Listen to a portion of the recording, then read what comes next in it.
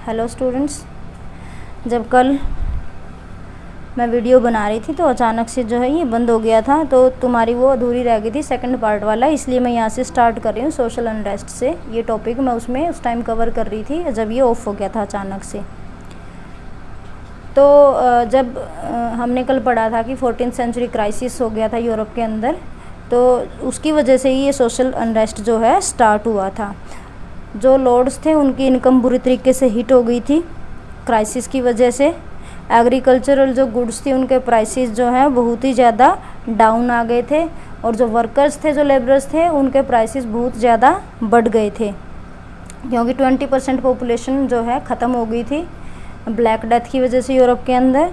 तो फिर वहाँ पे लेबरर्स की बहुत कमी आ गई थी, और इसी वजह से जो है इनकी डिमांड बढ़ी और इनके जो है रेट्स भी बढ़ गए थे। फिर फ्यूडल लॉर्ड्स बहुत ज़्यादा डिप्रेस हुए। उनको लगा कि अब ऐसा क्या किया जाए जिससे हमारा जो पुराना सिस्टम था अच्छे तरीके से काम चलता रहे और बिना किसी नुकसान के।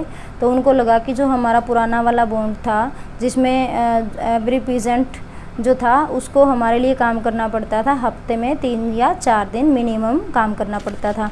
तो इन्होंने वो वाले लॉज दोबारा से रिवाइव करने की कोशिश करी, लेकिन जो पीजेंट्स थे उनको ये मंजूर नहीं था। उन्होंने रिवोल्ट कर दिया, और इस वजह से जो है यूरोप के अंदर जगह जगह पे पीजेंट्स ने रिवोल्ट कर दिए against feudal lords. Feudal lords ने भी उस रिवोल्ट को क्रश कर दिया, क्योंकि आफ्टर ऑल वो लॉर्ड्स थे, उनके पास सोल्जर्स थे, वेपन्स थे, पावरफुल थे, और वो जो फार्मर्स थे वो कॉमन मैन थे। पर ये सबसे ज़्यादा ध्यान देने योग्य बात है कि जहाँ जहाँ पर भी ये रिवोल्ट हुए थे सिर्फ उन्हीं एरियाज़ में ज़्यादा हुए जिसमें बहुत ज़्यादा प्रोस्पेरिटी जो है आई थी। मतलब जो प्रॉस्पर फार्मर्स थे, जो समृद्ध किसान थे, वो इसको एक्सेप्ट नहीं कर पाए कि हमारी जो इनकम है वो ऐसे कम हो जाए। रिवोल्ट्स को क्रश कर दिया, पर फिर भी फार्मर्स ने ये इंश्योर किया अच्छे से कि जो है फ्यूडल लॉर्ड्स के जो राइट हैं पुराने वाले वो दोबारा से रिन्यू ना हों। इसी के साथ साथ यूरोप के अंदर काफ़ी पॉलिटिकल चेंजेस भी आए। सबसे इम्पोर्टेंट चेंज था कि न्यू मोनार्क्स जो हैं उभर के वहाँ पे आए। न्यू मोनार्क्स वो राजा थे जिन्होंने अपना सिस्टम चेंज कर लिया था, अपने आप को बहुत ज़्यादा पावरफुल बना लिया था। राजाओं ने जब देखा कि फ्यूडल लॉर्ड्स की पोजीशन बहुत वीक हो गई है, इनका जो लोगों के साथ इमोशनल बॉन्ड था, लॉयल्टी का, वो ख़त्म हो चुका है, तो उनको भी एक अच्छा अवसर मिला और उन्होंने अपने आप को पावरफुल बनाना स्टार्ट कर दिया। नए नए टैक्स लगाए, अपने अंडर डायरेक्ट आर्मी जो है रिक्रूट करनी स्टार्ट कर दी। पहले राजा के अंडर नहीं होती थी आर्मी, फ्यूडल लॉर्ड्स के ही अंडर होती थी, और वही वॉर के टाइम जो है राजा को अपने सोल्जर्स वगैरह सप्लाई कराते थे। लेकिन अब राजाओं ने अपने सोल्जर रखने स्टार्ट कर दिए और अपना अलग से जो है टैक्स वगैरह लगाने स्टार्ट कर दिए नेशनल लेवल पे। फ्यूडल लॉर्ड्स की पावर्स जो है बहुत ज़्यादा कम कर दी, और उन्होंने अपने ही लेवल पे ऑफिसर्स को अपॉइंट करना स्टार्ट कर दिया जो कि फ्यूडल लॉर्ड्स का काम करेंगे इन डिफरेंट एरियाज़ में। वहाँ से उनको टैक्स कलेक्ट करना है या कोई भी इशू वहाँ का है, तो जैसे इंडियन हिस्ट्री में तुमने पढ़ा कि राजा जो है किसी गवर्नर को अपॉइंट करता था, मेडिवल में भी ऐसे ही होता था। तो यहाँ पे राजा ने ऐसे फ्यूडल लॉर्ड्स की पावर को क्रश करना स्टार्ट कर दिया। अब फ्यूडल लॉर्ड्स को भी अच्छा नहीं लगा, फ्यूडल लॉर्ड ने रिवोल्ट कर दिया इसके अगेंस्ट। पर अब तक राजा जो बहुत पावरफुल बन चुके थे, उन्होंने जो है फ्यूडल लॉर्ड्स के इस रिवोल्ट को क्रश कर दिया। राजाओं की जीत के क्या कारण थे, ये भी एक क्वेश्चन बनता है। इसका कारण यही था सबसे पहला तो कि जो बॉन्ड था फ्यूडल लॉर्ड्स के बीच में और पीजेंट्स के बीच में वो टूट चुका था। अब फ्यूडल लॉर्ड्स वीक हो चुके थे। दूसरा, फ्यूडल लॉर्ड्स की इनकम बहुत कम हो चुकी थी क्राइसिस की वजह से। तीसरा, राजाओं की खुद की आर्मी इतनी स्ट्रॉन्ग थी कि फ्यूडल लॉर्ड्स उनके आगे टिक नहीं पाए। और उसके बाद जो है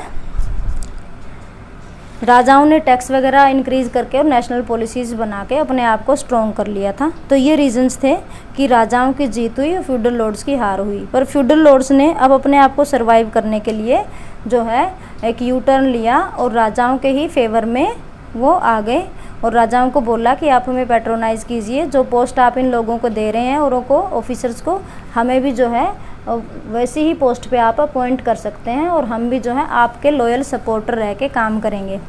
तो राजाओं ने उनको पैट्रोनाइज़ किया, उनको पोस्ट्स वगैरह दे दी, और अब वो राजा के बिहाफ पे काम करने लग गए। इसी वजह से कुछ हिस्टोरियंस का मानना है कि जो ये एब्सोल्यूटिज्म आया था मोनार्की के अंदर, ये कुछ खास चेंज नहीं था, ये सिर्फ मॉडिफाइड फ्यूडलिज्म ही था।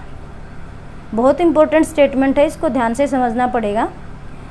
ये मॉडिफाइड फ्यूडलिज्म इसलिए कहलाया कि पहले फ्यूडल लॉर्ड्स थे उन एरियाज़ में, वही टैक्स कलेक्ट करते थे, वही वहाँ की देख रेख करते थे, लोगों से डायरेक्टली टच में फ्यूडल लॉर्ड्स ही थे।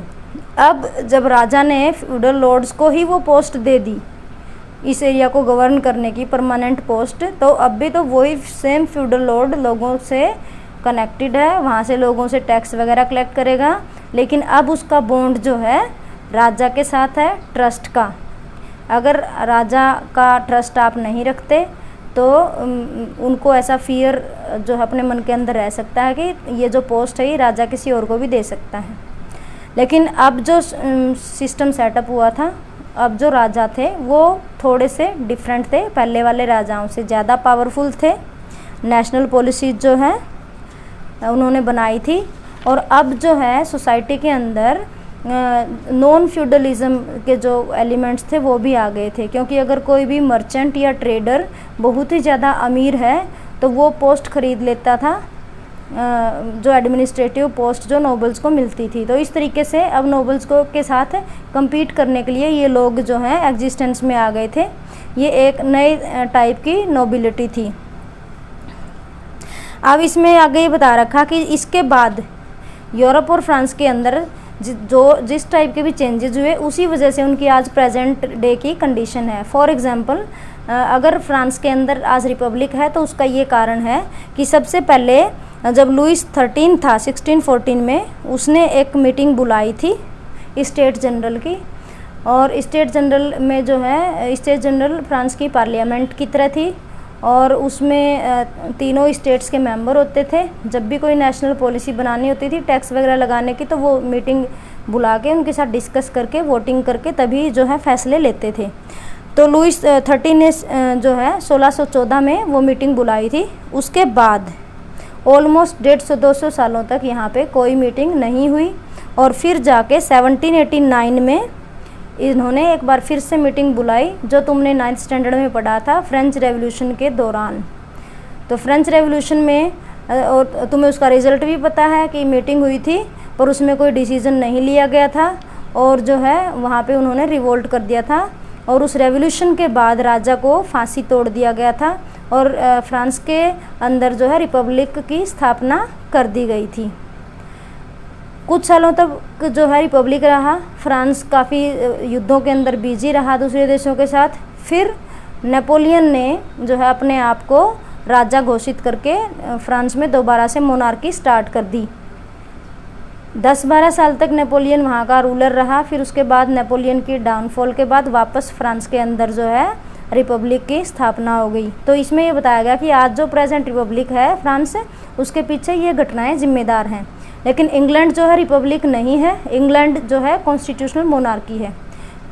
वो क्यों है, इसका रीज़न भी इसमें बता रखा है कि जब जो ड्यूक ऑफ नॉर्मैंडी था, जिसने इंग्लिश चैनल क्रॉस करके 11th सेंचुरी में इंग्लैंड को कॉन्कर किया था और वहाँ पे जो है अपना राज्य इस्टेब्लिश किया था, उससे पहले से ही यहाँ पे एक असेंबली होती थी, और उसी से पूछ के एंग्लो सैक्सन जो राजा थे यहाँ के, वो डिसीजन लेते थे टैक्स वगैरह लगाने के। और ये धीरे धीरे ये जो असेंबली थी एक पार्लियामेंट के रूप में डेवलप हो गई थी, जिसके 2 हाउसेज होते थे, एक हाउस ऑफ लॉर्ड्स और एक House of Commons. House of Lords में जो नोबल्स थे और जो क्लर्जी मेंबर्स थे वो लॉर्ड्स में बैठते थे, और कॉमन्स में जो रूरल पीपल थे या छोटे शहरों के लोग थे जो 3rd ऑर्डर से बिलोंग करते थे, वो बैठते थे। किंग चार्ल्स I ने जो है 11 साल तक रूल किया, लेकिन उसने कभी भी जो है इनकी मीटिंग नहीं बुलाई। फिर एक बार उसको पैसों की ज़रूरत हुई तो उसे टैक्स लगाना था, तो उसने इस मीटिंग को कन्वीन किया, मीटिंग बुलाई, और इसी मीटिंग के दौरान जो है जो पार्लियामेंटेरियंस थे उनका एक ग्रुप उसके अगेंस्ट हो गया और उसको रिवोल्ट कर दिया और उसको एक्सिक्यूट कर दिया, उसको मार दिया गया, और इंग्लैंड के अंदर रिपब्लिक इस्टेब्लिश कर दिया। लेकिन ये रिपब्लिक ज़्यादा लंबा चल नहीं पाया। जल्दी ही वहाँ पे फिर से मोनार्की इस्टेब्लिश कर दी गई, लेकिन उन शर्तों के साथ कि जो भी आप काम करोगे completely it will be done on advice of parliament, all decisions will be taken by parliament, और आप सिर्फ कॉन्स्टिट्यूशनल मोनार्क बन के रहोगे, ना कि एब्सोल्यूट मोनार्क। तो इसी वजह से जो है प्रेजेंटली इंग्लैंड के अंदर कॉन्स्टिट्यूशनल मोनार्की है, वही सिस्टम यहाँ पे चलता आ रहा है। तो ये 2 कंट्रीज़ के एग्जांपल देके तुम्हारी बुक में बताया है कि वो जो यूरोप का जो मेडिवल टाइम्स का जो सेटअप था, उसके बाद जो जिस एरिया में जिस टाइप के चेंजेज हुए, उसी बेसिस पे जो प्रेजेंट टाइप की गवर्नमेंट है उसको रूप मिला। उम्मीद करती हूँ चैप्टर तुम्हें अच्छे से समझ में आ गया होगा। कुछ डाउट्स हैं, you can ask in comment box.